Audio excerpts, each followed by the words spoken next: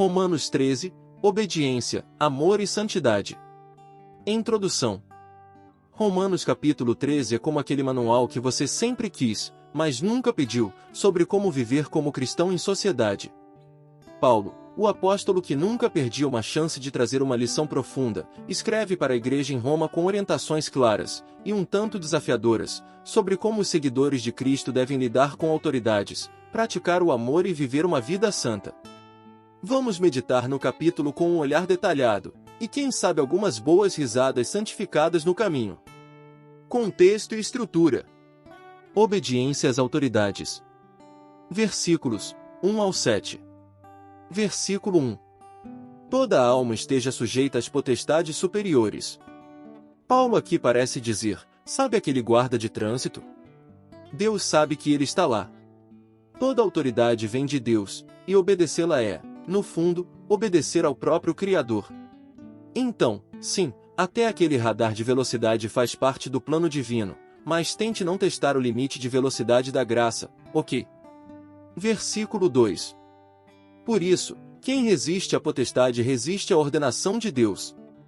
Paulo dá um aviso direto e contundente: resistir à autoridade é resistir ao próprio Deus, pois é Ele quem estabelece as autoridades. E, só ler nada surpreendente, isso não costuma terminar bem. Afinal, ir contra o que Deus determinou é como remar contra uma correnteza divina, você só vai acabar exausto e, provavelmente, no fundo do rio. Então, que tal pensar duas vezes antes de pular o sinal vermelho, ignorar aquela multa ou esquecer de declarar aquele imposto? Lembre-se, obedecer às leis também é uma forma de honrar a Deus e viver em harmonia com a sociedade. Versículos 3 e 4. Faze o bem, e terás louvor dela. A ideia de Paulo aqui é cristalina: quem faz o bem não tem do que temer, porque as autoridades, no plano ideal, são vistas como agentes de Deus, colocados para promover a ordem e coibir o mal. É como se elas fossem uma espécie de linha direta para garantir que o caos não tome conta da sociedade. Em outras palavras, se você não quer problemas com o ministro de Deus que veste farda, carrega uma prancheta ou até pilota uma viatura, viva uma vida justa, cumpra as leis, e ande na linha. Afinal, quem anda em retidão pode até receber um elogio, mas quem faz o contrário, bem, é melhor nem testar. Versículos 5 e 7. Dai a cada um o que deveis. Paulo nos traz uma lembrança crucial: a obediência às autoridades vai além do medo de multas, cadeia ou qualquer outra consequência imediata. Trata-se de uma questão de consciência, um compromisso interno de fazer o que é certo diante de Deus e dos homens. Isso inclui, sem escapatória, o temido pagamento de impostos. Não adianta orar pedindo uma isenção celestial ou tentar justificar aquele jeitinho para escapar do tributo. Até Jesus, quando confrontado, declarou: dai a César o que é de César e a Deus o que é de Deus. Em outras palavras, ser um bom cidadão é parte da sua adoração e testemunho. Então, ao preencher aquela declaração de renda ou pagar aquele imposto atrasado, lembre-se, você está cumprindo tanto uma responsabilidade civil quanto uma espiritual. A necessidade de amor. Versículos 8 ao 10. Paulo faz um shift de tema e nos lembra que, de todas as dívidas, só uma deve ser eterna: o amor. Versículo 8. A ninguém devais coisa alguma, a não ser o amor. É como se Paulo dissesse: amar é grátis, então não economize. O amor é a única dívida que nunca conseguimos quitar completamente, porque é infinita em sua essência. E o mais incrível dessa dívida é que, quanto mais investimos nela, mais nos aproximamos de cumprir a vontade de Deus. Paulo ainda reforça que esse amor não é apenas sentimento, mas ação. Amar ao próximo significa evitar qualquer coisa que possa causar-lhe mal, seja através de palavras, atitudes ou omissões. Assim, os mandamentos de Deus, como não adulterar, não matar, não furtar e não cobiçar, se resumem em uma única prática: tratar o próximo com o mesmo cuidado e respeito com que gostaríamos de ser tratados. Então, em vez de ser avarento no amor, Paulo nos desafia a ser generosos, não porque esperamos algo em troca, mas porque amar é o cumprimento da própria lei divina. É o tipo de investimento que nunca gera prejuízo, só benefícios para todos os envolvidos. Versículos 9 e 10. Amarás ao teu próximo como a ti mesmo. Nada de picuinhas ou tretas no grupo da família, nem aquele famoso textão passivo-agressivo no WhatsApp. Paulo nos lembra que o amor vai além de palavras bonitas, ele é prático e tem o poder de transformar tudo ao nosso redor. Desde os relacionamentos no trabalho, onde talvez aquela pessoa difícil precise mais de paciência do que de uma resposta atravessada, até as interações no trânsito, onde deixar alguém passar pode ser um pequeno gesto que evita um grande estresse. Imagine se cada cristão aplicasse esse amor no supermercado. Em vez de reclamar que alguém está demorando para encontrar o cartão na fila do caixa, oferecesse um sorriso ou uma palavra gentil. Até as filas, que costumam ser um teste de paciência, poderiam se tornar oportunidades para demonstrar compaixão e bondade. O amor verdadeiro quebra barreiras, apaga conflitos e inspira atitudes que refletem o coração de Deus. Ele transforma desde os pequenos gestos cotidianos até as decisões mais importantes, provando que, quando deixamos o amor de Cristo fluir em nós, impactamos não apenas nossas vidas, mas também as de todos ao nosso redor. Afinal, amor de verdade não tem limite nem hora para ser praticado. Viver em santidade e vigilância. Versículos 11 ao 14. Paulo agora coloca um senso de urgência. Acorda, o relógio está correndo. Versículo 11. Já é hora de despertarmos do sono. Nada de cochilos espirituais, pessoal. Paulo soa o despertador para todos os cristãos. Acordem, porque a nossa salvação está mais perto do que nunca. Não é hora de viver como quem está no piloto automático ou adiando decisões importantes para amanhã.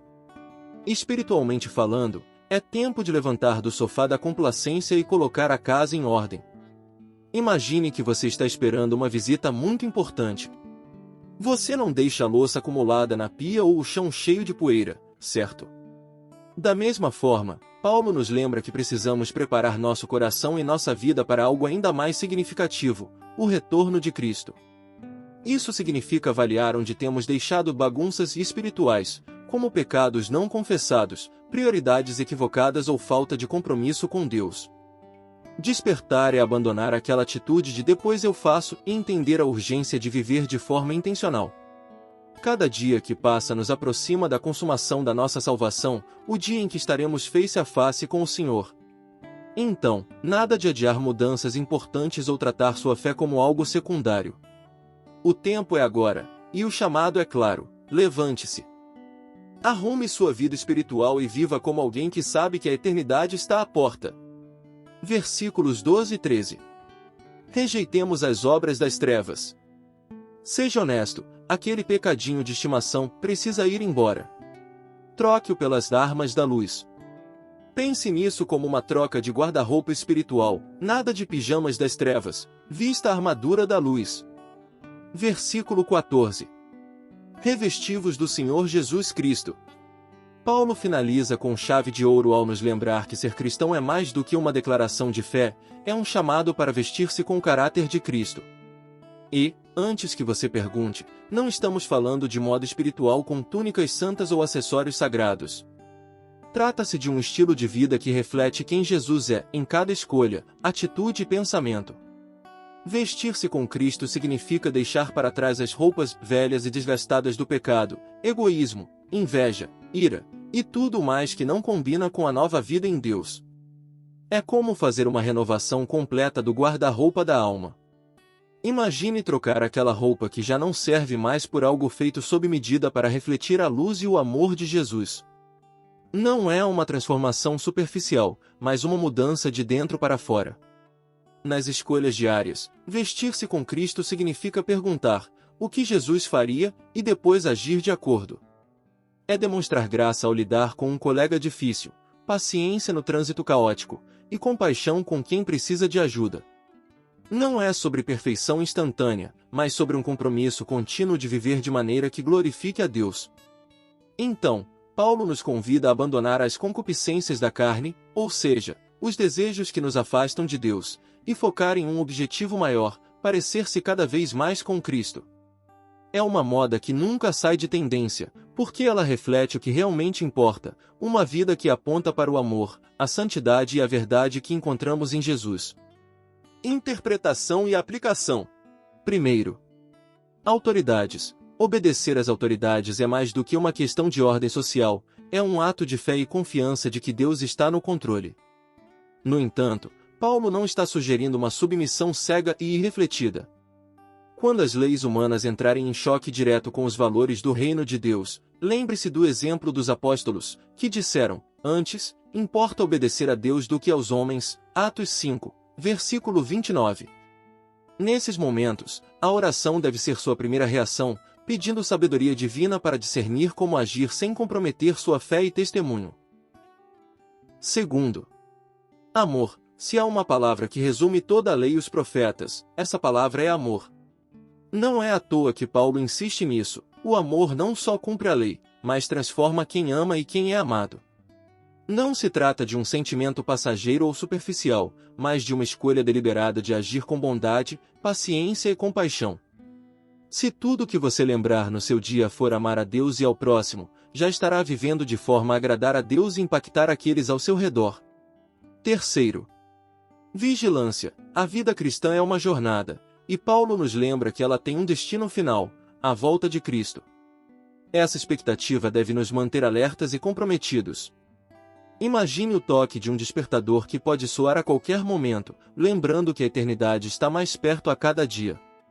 Não é hora de relaxar ou adiar decisões importantes, mas de viver com propósito, colocando sua fé em prática, porque ser encontrado preparado é infinitamente melhor do que ser pego de surpresa. Conclusão. Romanos 13 é um convite a vivermos de maneira responsável, amorosa e vigilante. É sobre equilibrar nossa cidadania terrestre com a celestial, mantendo Cristo como nossa bússola. Mas antes de fechar este capítulo, uma pergunta: como você tem vestido o caráter de Cristo no seu dia a dia? É uma roupa confortável ou ainda está ajustando os botões? E por falar em ajustes, o capítulo 14 de Romanos vai trazer um foco especial sobre como lidar com diferenças dentro da igreja. Soiler, nem tudo é sobre quem está certo ou errado, mas sobre como edificar o próximo. Quer saber mais? Não perca o vídeo sobre Romanos 14 no nosso canal. Te vejo lá!